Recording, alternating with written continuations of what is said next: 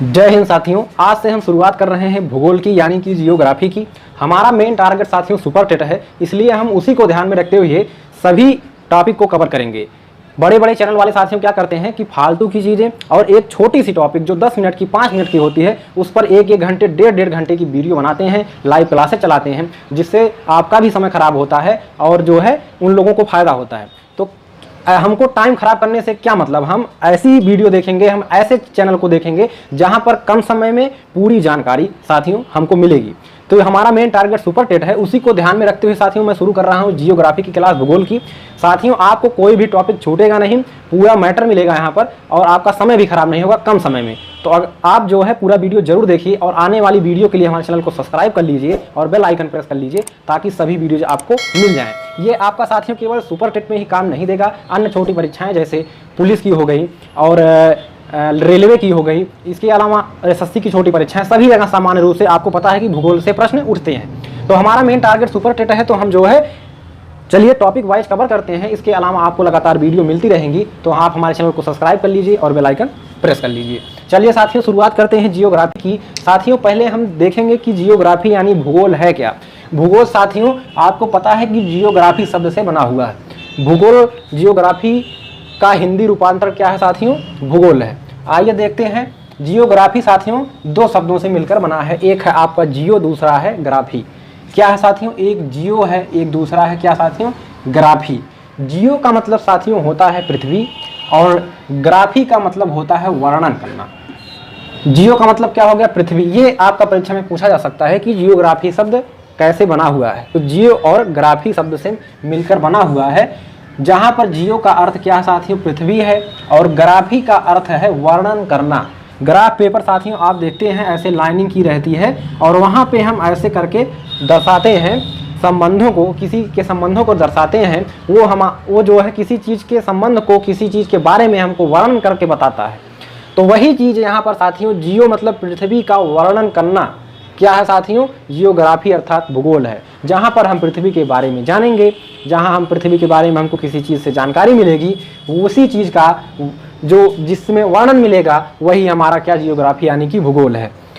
भूगोल के अंतर्गत साथियों हम 3 मंडलों का अध्ययन करेंगे। तीनों मंडलों को मिलाकर ही साथियों क्या कहा जाता है, भूगोल कहा जाएगा। पहला है आपका स्थल मंडल यानी कि लिथोस्फीयर, जिसे अंग्रेजी में कहा जाता है स्थल मंडल यानी कि लिथोस्फीयर। दूसरा है आपका जल मंडल यानी हाइड्रोस्फीयर। तीसरा है आपका वायुमंडल यानी कि एटमोस्फीयर। इन्हीं तीनों को जब हम मिलाकर पढ़ते हैं तो क्या कहते हैं साथियों, इन तीनों को मिलाने के बाद ये आपका जैवमंडल कहलाता है और इन तीनों का अध्ययन हमारा जियोग्राफी यानी भूगोल के अंतर्गत होता है। तो जियोग्राफी के अंतर्गत किनका हम अध्ययन करेंगे, स्थल मंडल, जल मंडल और वायुमंडल का। और तीनों को मिलाकर क्या साथियों बनता है, इन्हीं तीनों मंडलों को जब मिलाकर एक में कर दिया जाता है तो ये आपका जैवमंडल यानी कि बायोस्फीयर कहलाता है। एक सबसे इंपॉर्टेंट क्वेश्चन नोट कर लीजिए, रट लीजिए, याद कर लीजिए, कई बार परीक्षा में आ चुका है, आगे भी आएगा।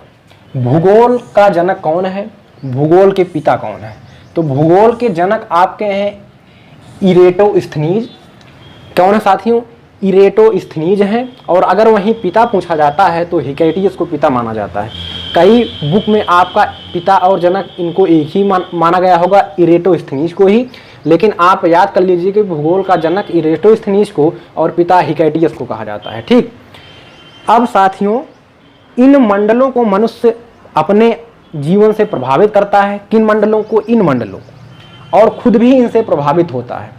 तो प्रकृति, ये प्राकृतिक चीजें हैं, तो प्रकृति और मनुष्य के संबंध को दर्शाने के लिए साथियों समय समय पर क्या 3 विचारधाराएं सामने आई, जिनमें से पहला था क्या साथियों, नियतिवाद। क्या, जिनमें से आपका पहला था नियतिवाद, दूसरा था आपका संभावनावाद और तीसरा था आपका नवनियतिवाद। नियतिवाद के जनक प्रवर्तक कौन थे, फ्रेडरिक रेटजेल। याद कर लीजिए, परीक्षा में आ सकता है, नियतिवाद के जनक प्रवर्तक कौन थे, तो फ्रेडरिक रेटजेल थे। संभावनावाद के जनक कौन है, विडाल डी लाब्लास। कौन है साथियों, संभावनावाद के हैं विडाल डी लाब्लास, रट लीजिए। वहीं नवनियतिवाद के साथियों, किसके, नवनियतिवाद के जो सबसे लास्ट में आया वो है ग्रिफिथ टेलर। ग्रिफिथ टेलर पहले ये आया, इसकी कमी को दूर करने के लिए ये बनाया गया, और इन दोनों कमियों को दूर करने के लिए हमारा सबसे लास्ट में आया नवनियतिवादी, जो कि मनुष्य और प्रकृति के संबंध को सबसे अच्छे तरीके से बताता है। नवनियतिवाद में क्या कहा गया साथियों? प्रकृति मालिक है, मनुष्य गुलाम है। नियतिवाद के अंतर्गत फ्रेडरिक रेड जेल ने क्या कहा साथियों? प्रकृति मालिक है। क्या? प्रकृति को इन्होंने मालिक बताया और मनुष्य को गुलाम बताया, अर्थात प्रकृति जैसा चाहेगी मनुष्य को वैसा रखेगी, मनुष्य अपने हिसाब से कुछ भी नहीं कर सकता है, जो कि साथियों गलत है, आपको भी पता है। इसके बाद आता है संभावनावाद। विडाल डी लाब्लास कहते हैं कि मनुष्य मालिक है, इसको उल्टा बताते हुए उन्होंने कहा कि मनुष्य मालिक है, प्रकृति गुलाम है। ऐसा है क्या? अगर सभी प्राकृतिक चीजें नष्ट हो जाए या खत्म हो जाए तो क्या मनुष्य जी पाएगा? नहीं। तो ये भी आपका एक तरीके से गलत था। तो इन दोनों को की कमियों को साथियों दूर करने के लिए नवनियतिवाद आया, जिसके प्रवर्तक है ग्रिफिथ टेलर हैं। ये काफ़ी इंपॉर्टेंट है, वर्तमान में यही चीज़ें मानी जा रही हैं, तो ये आपका आ सकता है। तो आपका नवनियतिवाद देखते हैं क्या है। नवनियतिवाद के अंतर्गत ग्रिफिथ टेलर ने बताया कि मनुष्य और प्रकृति के बीच मालिक और गुलाम का रिश्ता नहीं है, दोनों में मित्रवत रिश्ता है, दोनों एक दूसरे के क्या है साथियों? पूरक हैं। मनुष्य प्रकृति से उतना ही लेगा जितना उसे दे सकता है। किसने कहा? ग्रिफिथ टेलर ने कहा। इसमें साथियों पर्यावरणीय चिंता या पोषणी विकास के झलक दिखाई देती है। ठीक, तो नवनियतिवाद में यही कहा गया कि जो मनुष्य और प्रकृति के बीच जो रिश्ता है वो मालिक और गुलाम का नहीं है, वो एक मित्रवत रिश्ता है। जब तक दोनों एक दूसरे का साथ नहीं देंगे तब तक आपका जो है ना तो जीवन चल सकता है, ना तो प्रकृति चल सकती है। ठीक, अगर प्रकृति नष्ट हो जाएगी तो मनुष्य नहीं रहेगा, और मनुष्य नष्ट हो जाएगा तो प्रकृति भी, उसका भी कोई औचित्य नहीं रहेगा, कोई मतलब नहीं रह जाएगा साथियों। तो आपका ये तीनों आप लिख लीजिए, बेहद इंपॉर्टेंट है। इसके बाद साथियों आपका आता है भूगोल का वर्गीकरण। भूगोल को बांटा कितने भागों में गया है? तो साथियों कहीं ना कहीं मनुष्य जो है प्रकृति को प्रभावित करता है और उससे खुद प्रभावित होता है, इसलिए हम केवल भौतिक या प्राकृतिक भूगोल का अध्ययन ना करके हम मानव भूगोल का भी अध्ययन भूगोल के अंतर्गत करते हैं। तो आइए देखते हैं।